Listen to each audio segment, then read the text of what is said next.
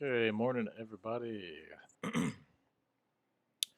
So, I am going to be recording this lecture on parental care. I'll probably do it all in one sitting. If not, I will post two videos.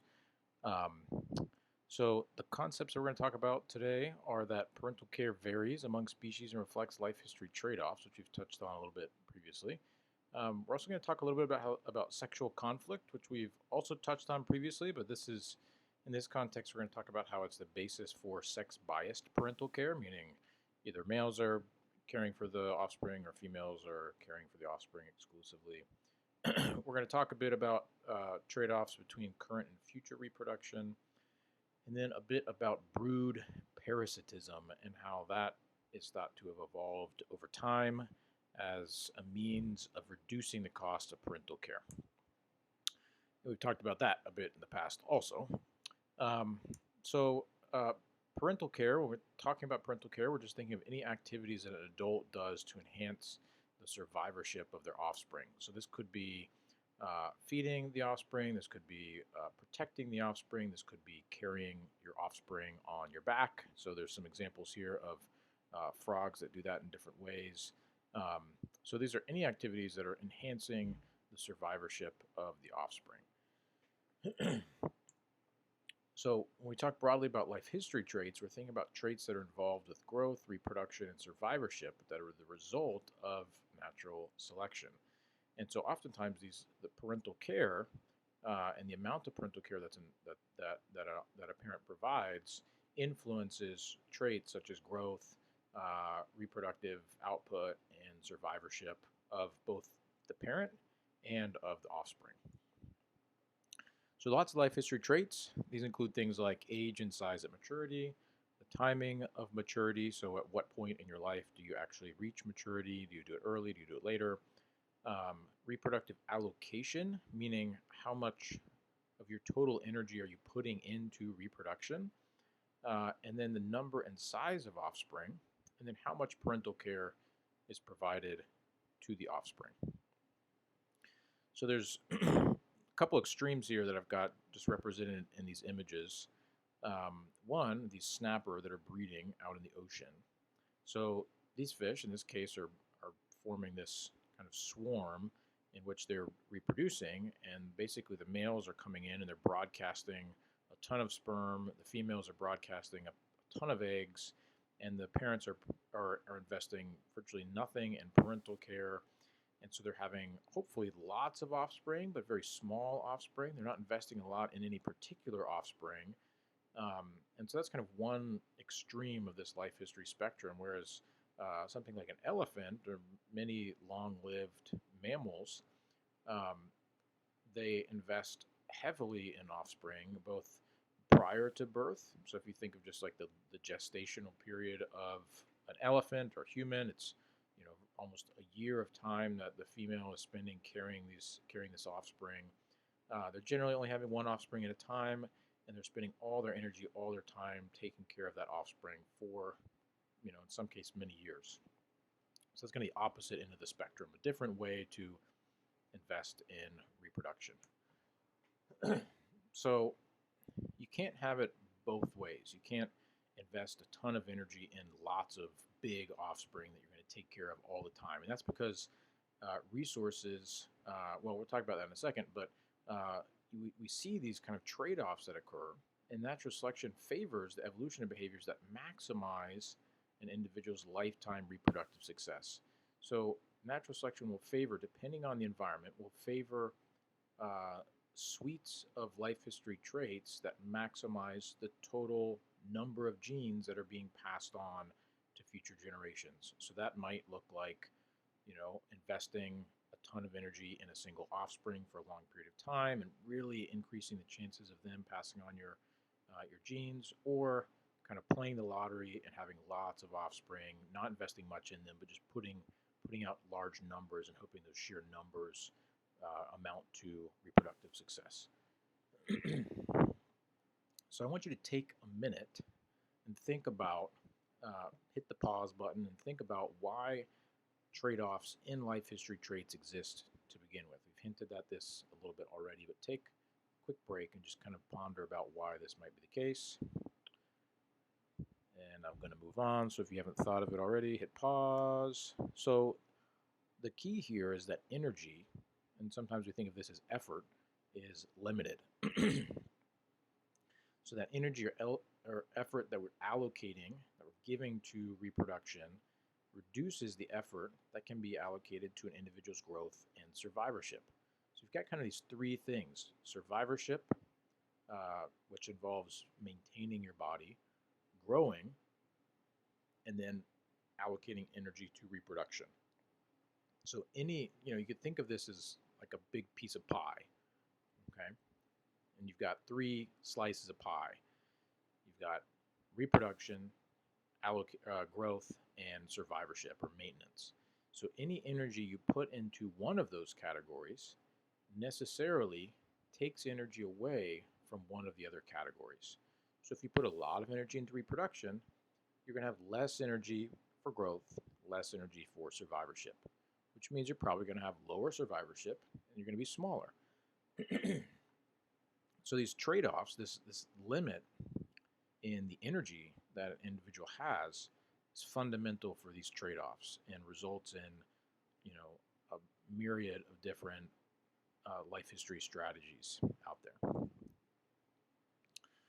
So we often see this reflected in the life history strategies of different species, and here's just a few examples. So in this table here, we've got three different life history traits: fecundity, meaning the number of offspring, survivorship, and then parental care. So here we've got three different examples of species. One where fecundity is really high, so they're investing a lot in the number of offspring. So that might be something like those fish that we saw just a second ago, broadcasting their gametes and investing very little in parental care, and therefore the offspring have very low survivorship. You might have a species that's kind of intermediate, doesn't have a lot of offspring, has decent number of offspring, but a small enough number that they can invest quite a bit in parental care, and that increases the survivorship of those individual offspring. And then you can think of something like, so an intermediate, if you think of something like, like a pig who has a pretty large litter. I don't think they're called litters, but they have a pretty large litter, and they're investing a reasonable amount in each of those offspring, and their survivorship is pretty high compared to species C, which has really low fecundity. So think of this as like a human or that elephant, where you're just investing a little bit, or you're investing a lot in one offspring. And so the survivorship of that offspring is likely very high because you're investing so much in it. Parental care is so high. So you're not going to see a species, it's impossible to see a species where you're going to have really high fecundity, really high survivorship, really high parental care, just because there's a limit on the energy that a species has, an individual has. So we're going to focus most of the time for the rest of this lecture on parental care, that third aspect. Now, species vary quite a bit in terms of the parental care that they provide. And in some species, only females provide care, so that's called maternal care. In other species, only males provide care. It's called paternal care. And then other species, you have biparental care, where both species are taking care of the offspring. And here's just a table of different species, the number of different species from these different groups of animals, and then what kind of parental care they show. So just take a minute and look at that and kind of see what patterns jump out at you. What you'll probably see is that, what you should notice is that in fish, the majority of fish species, there's very little parental care, except in cichlids, we get a lot of biparental care and a lot of male-only care. Frogs and anurans, lizards and snakes, the vast majority of them are, and this is actually a percentage, I said the number, but it's a percent of each taxon. So 97%, 91% have minimal care. You go into crocodiles and birds, you get quite a bit of parental care. biparental and female only. Birds is mostly biparental care, which surprises some people. Um, non-primate mammals have mostly female care. And then even in primates, you get mostly female care, only about 32% with biparental care, which might come as a surprise. So you can see like these different taxonomic groups kind of run the gamut. They use these different parental care types are present. There's tons of variation in which ones are most common. And that has largely contributed to the types of habitats they inhabit. It's been influenced by the types of habitats they inhabit, and so forth. So, moving on. We're going to talk a bit now about sexual conflict, which we talked about a little bit in the past when we were talking about mate choice and reproduction. But now we're going to talk about how that can influence sex-biased parental care. So in those cases where we saw male-only or female-only parental care, that is often influenced by sexual conflict. Sorry, I'm just taking a drink. All right. So in many species, we see females being the ones that are providing parental care. Okay, female only is more common than male only. If we were to shoot back over here, there's only 10, 15, 16% of all these different taxonomic groups that have male only care, whereas many of them have female only care. So why is that the case? The thought is that sexual conflict could play a role in this. And remember, sexual conflict is this idea that each sex has different benefits and costs of providing care. Okay? So there's a conflict between the fitness benefits of providing care and the fitness costs of providing care. So that comes down mostly to the fact that males tend to be less certain of offspring paternity. So I want you to think about that. How does that affect the cost of providing care? If you are a male and you're not certain about the paternity of your offspring, what cost does that have on providing care? Just think about that for a second while I take a drink.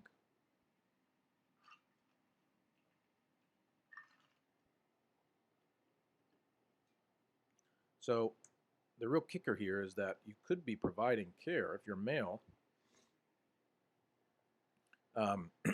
Paternal care, this uncertainty of paternity could mean that you're providing care for individuals that are unrelated. Meaning that all the costs associated with parental care, giving up your food, giving up your time, giving up your energy, predation risk, all of those risks, all of those costs are for nothing. So what this favors is the evolution of reduced care by males. And this is just an example here with the female, or with the black-throated blue warbler. So if you look at the visits per hour per nestling, what this is showing you is both for males and females across two different broods. And females, for each brood, the female brought more food to the nestlings than her mate. Okay, so the male, is investing less in general. In this case, that's probably because he's less certain of that paternity. So we're going to talk about a quick case study here. So the question is, why do males vary the level of care within a clutch of offspring? Because this does happen. So between clutches or within a clutch, males can vary their level of care. And the hypothesis is that the certainty of paternity affects the male's level of care, with males providing low care when certainty of paternity is low. And so in this experiment, we're going to talk about how that certainty of paternity actually influences that behavior. So this study used blue-footed boobies, which are as cute in real life as they are in this photo. So these live down in the Galapagos primarily. So in this case, what they did is they manipulated the certainty of paternity by removing pair-bonded males for 11 hours. Why 11 hours? I don't know. When their mate was fertile. So in this case, males and females form a pair bond, and they mate with that pair bond, and they have biparental care. But females can and males can have extra pair copulations, extra pair relationships. Okay, so they basically have affairs, little fling on the side. So they removed uh, the male for 11 hours while the female was fertile. So think about why they might do that. They also had a control male who was removed for 11 hours when the mate was not fertile. And then they observed the behavior of males when they returned to their mate, the control and the manipulated male. And they found that 7 out of 16 of the experimental males, the ones who had been removed while the mate was fertile, they removed the first egg laid by the mate from their nest. Okay? So basically, they were uncertain of their paternity, and they said, well, I'm not taking care of this fool. And they took that egg out, and they threw it out because they thought it might have been from the neighbor. None of the control males removed eggs from their nest. So this suggests that that certainty of paternity does affect the level of parental care. And in this case, they even went to this extra effort of removing the egg in order to reduce that parental care.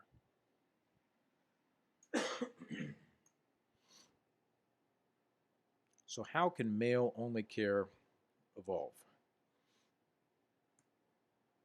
So birds and mammals have internal fertilization and determinate growth. Okay? Do you know what determinate growth means? So that means they grow to a certain size and then they stop growing. Whereas fishes, many fish species have external fertilization and indeterminate growth. And this is the case also in some amphibians and reptiles. So in fish, amphibians, and reptiles, larger females can produce more eggs. So as individuals, as females get bigger and bigger and bigger, and they have much higher fecundity. So at that point, parental care becomes more costly to females because providing care limits growth and future fecundity. So if you think from a female's perspective, the bigger they get, the higher their fecundity. So when they're small, it makes more sense for them to invest in growth, to put more into that growth slice of their pie, so that later on, so they're basically investing in their future potential for reproduction. So later in life, they'd be able to have really high fecundity. Okay, so providing parental care when you're small is costly because that takes energy away from growth. So external fertilization, that increases certainty of paternity for males because you're seeing it happen. You're seeing it unfold. In internal fertilization, females can store sperm, females can mate with other males, and you don't ever know it. In this case, there's this immediate fertilization. It happens externally. You can look around, you know no other males coming in, and that lowers the cost of care for males because they have really high certainty for paternity. So key here is this cost difference. For females, it's more costly to provide parental care because that limits their growth and it limits their future reproductive success. In males, because of that external fertilization, they have a lower cost of care because they have higher certainty of paternity. So they know they're not wasting their energy on other individuals' offsprings. So for fishes, those higher costs of care for females and lower costs of care for males can favor the evolution of male-only care. Okay? So if you look back at that chart, basically the only group that had really high male-only care were fishes. And so 10% of fish families, it's not really high, but 10% of fish families show male-only care. If you remember, most fish families don't show any care at all, except for cichlids.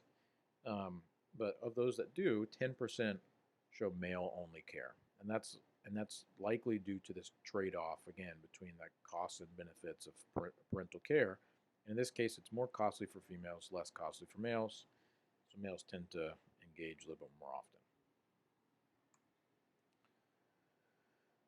Okay, round 3. Let's take a little break.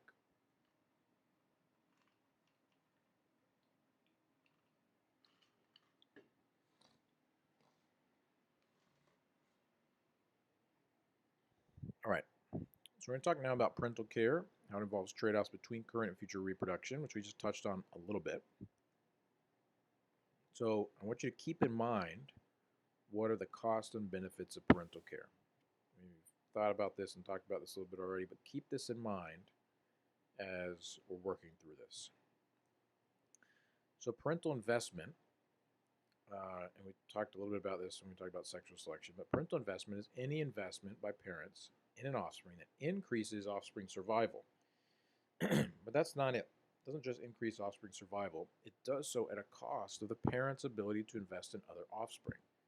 Okay, and again, this is because parents have limited resources, limited energy, limited effort. So putting effort and energy into one takes away from others. So this results in parent-offspring conflict. And so parent-offspring conflict theory says that parents and their dependent offspring are under different selection pressures. And this leads to some really interesting patterns in nature. So parents should maximize their lifetime reproductive success. That's what they're working on. They're not thinking about necessarily an individual offspring. They're thinking about their maximum lifetime reproductive success. They're trying to maximize that. Whereas offspring are trying to maximize, they're selfish. They're trying to maximize the energy and protection they receive from their parents. So they want to survive to reproductive age. And the parent wants that too, but the parent wants that to happen for as many offspring as possible. So Trivers, who thought about this and wrote about this quite a bit, he pointed out that parents and offspring should disagree about each other's fitness interests. All right. So let's assume here that Donald Trump is your dad. I apologize, and he has a $100,000 college fund for his kids. How much will he want to give to each one of you? Let's say he's got 5 kids. How much will he want to give to each one of his 5 kids? Now, how much will you want as an individual? So, what parent offspring conflict theory would suggest is that in this case, he, the parent, would want to invest equally in all of his offspring. Whereas you, the offspring, the individual, would want your parent, you want to suck as much as possible out of your parent. Okay? Even if that comes at a cost to your siblings. Now, you might not want to do that personally, but that's what this parent offspring conflict suggests about this relationship between the fitness interests of the parent and the fitness interest of the offspring. So we can predict the optimal level of parental investment, and that should always be higher for offspring than it is for a parent. Okay, and so there is a nice little graph here.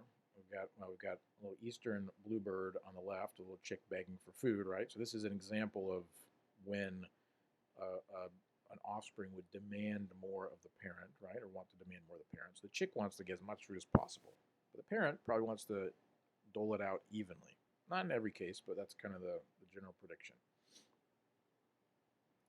So on the right is a somewhat complicated but helpful figure. So on the x-axis, we have parental investment. And on the y-axis, we have the benefit or the cost.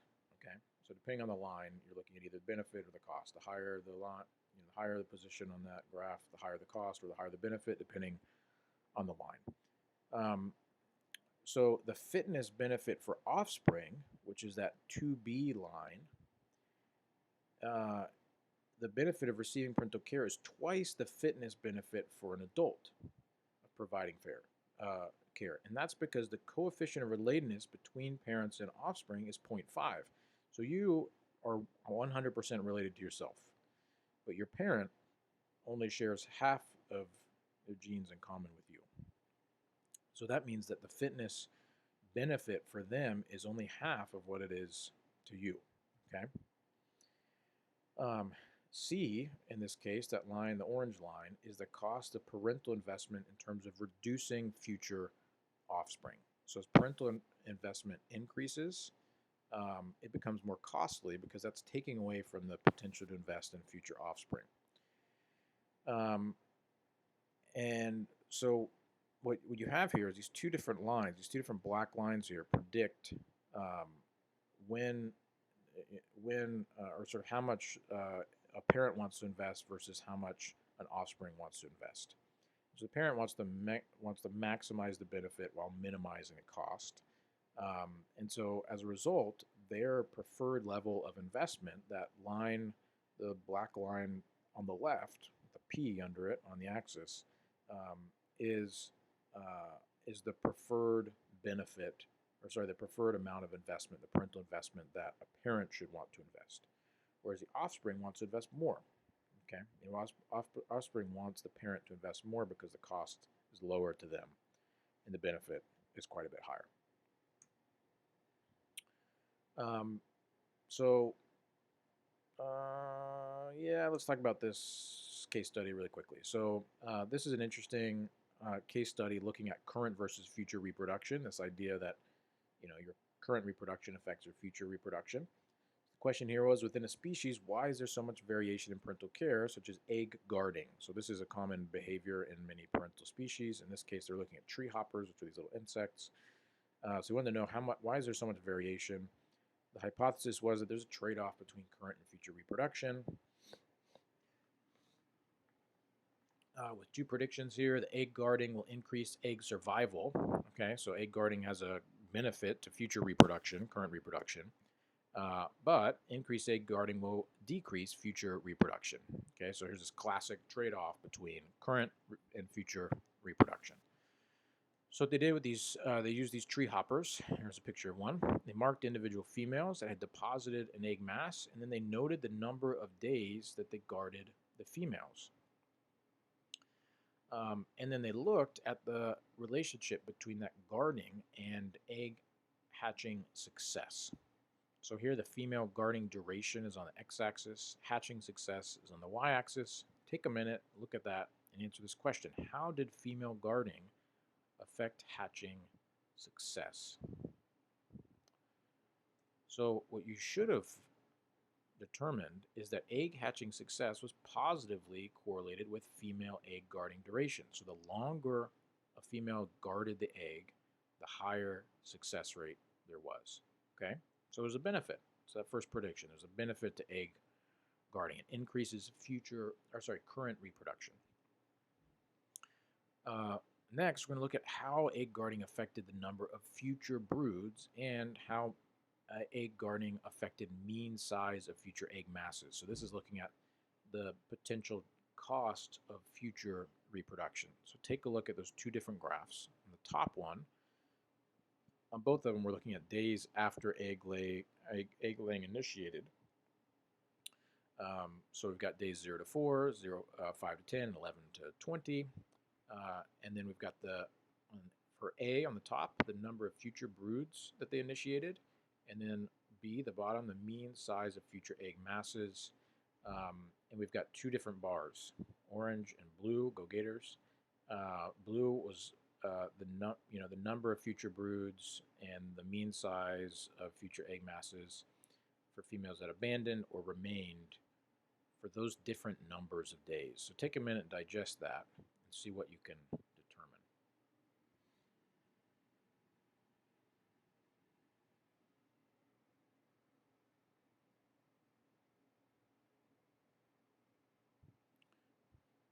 So the findings here suggest that females that guarded a clutch for more than 10 days had fewer and smaller future broods than females that spent less time egg guarding.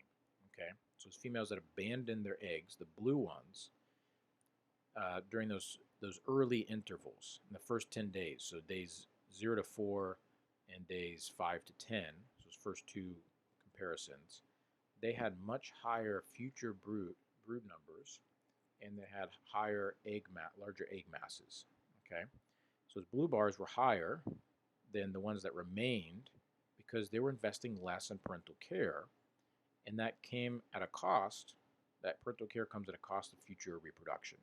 So the conclusion here is that parental care, in this case, egg guarding, enhances current reproductive success, which we saw in the last graph, but it comes at a cost to future reproduction.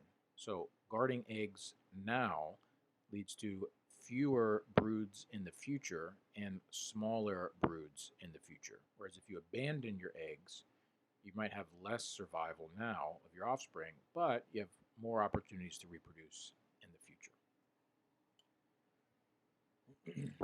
So another interesting phenomenon that we see is this idea of brood reduction. And this results from this kind of parent-offspring conflict. So brood reduction is uh, this idea of differential offspring mortality, often within a single clutch. So parents will often reduce their brood by increasing the mortality rates of certain individuals within that clutch, basically killing them off, throwing the egg out, abandoning the, the young, whatever it is. So theory predicts that brood reduction can be adaptive for a parent by reducing its cost of current reproduction and so enhancing survivorship and future reproduction. So the female or the parent, if they see that the situation is not good, by reducing their brood now, that could increase their chances to live and breed another day. Okay, increase their future reproduction and enhance their survivorship. So an interesting thing that we see oftentimes related to this, but also just related to this cost of parenting, is brood parasitism. And we watched some videos on this, the cuckoo, earlier in the semester. So think back to those videos and how funny they were. So brood parasitism is this idea that females will often lay eggs in the nests of other females. And this is most common in birds. And what this does is it reduces the cost of parental care because another female is raising their young. So they're still putting energy into that egg, but they're not taking care of that offspring. So brood parasites, and this happens both within species and between species. So brood parasites can lay all of their eggs, so they can be purely parasitic, or only some of their eggs. These are called nesting parasites in the nest of another female. So some species rely entirely uh, on on laying their eggs in other individuals. So those would be obligate brood parasites. Um, so an interspecific brood parasitism, this is when the female lays an egg in the nest of another species, which is the host. So it's just like parasitism, where you have two species interacting. One is incurring a cost, one is achieving a benefit. And some species are obligate brood parasites, so they only lay eggs in the nest of another species. They have no intention or ability to ever raise their own offspring. They are purely adapted for getting that offspring in the nest of another species and letting them raise them for them. So this has led to a really cool example of mimicry and sort of a co-evolutionary arms race. And so the example that we're going to look at is this cuckoo again, which we watched a video about before. And this is actually, I believe, the exact same species pair that we watched the video on, the reed warbler, which is the foster parent, and then these European cuckoos. So this is some really neat work that came out a few years ago by a woman named Mary Coswell Stoddard. She's kind of a rising star in the evolutionary ecology, evolutionary biology world, and she studies this mimicry. And so what she did was she developed, with the help of people who knew more about computers than she did, I think, but they developed like an artificial intelligence, like a camera-based artificial intelligence, a visual-based artificial intelligence system that would allow you to take a photo of an egg and then quantify both its background color and its spotting pattern. Okay, and so what they did is they looked at the cuckoo and then the hosts for a bunch of different host species. So you'll see on the right side here, you see kind of a band of eggs side by side. So the ones on the left are the cuckoo eggs, the C. The ones on the right are the host eggs. And so these are all different host species. And the species names are over on the right. And what the red and blue polygons represent are the overlap between, so they went in and they quantified the color, the background color, and the spotting pattern in multi-dimensional space.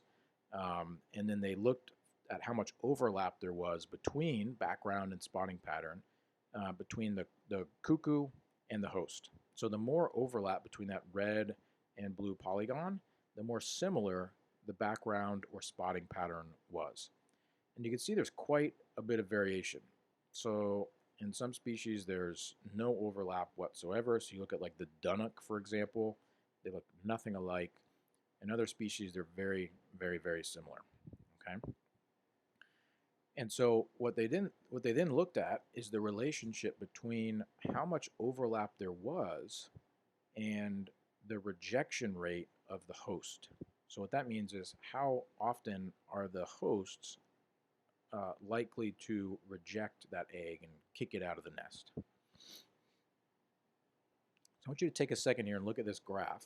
So on the x-axis is the rejection rate. So this is the accuracy of or the likelihood of the adult rejecting a foreign egg, and then the percent overlap between these characteristics of the egg.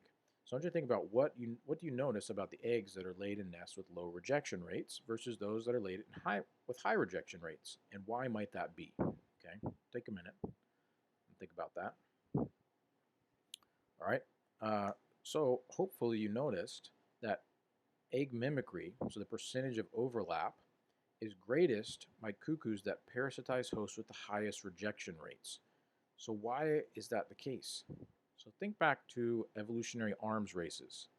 So in this case, this red-backed shrike, for example, is rejecting a really high number of these eggs. And so what that does is that puts a really strong selective pressure on the cuckoo to really closely match the egg.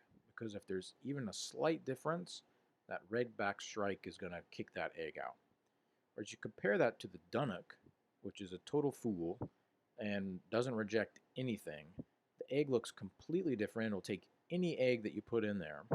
And so the cuckoo has no need, there's no selection on the cuckoo to lay an egg, to go through the effort and the energy to lay an egg that matches the Dunnock. So this is a really cool example of this relationship between and this kind of co-evolutionary arms race where where one species is imposing selection on the other, and it's kind of going back and forth, back and forth, back and forth, and ties in nicely with this idea of brood parasitism. Okay, that's it. Next lecture I will record will be on the evolution of social systems, and I hope you enjoy it. Talk to you soon.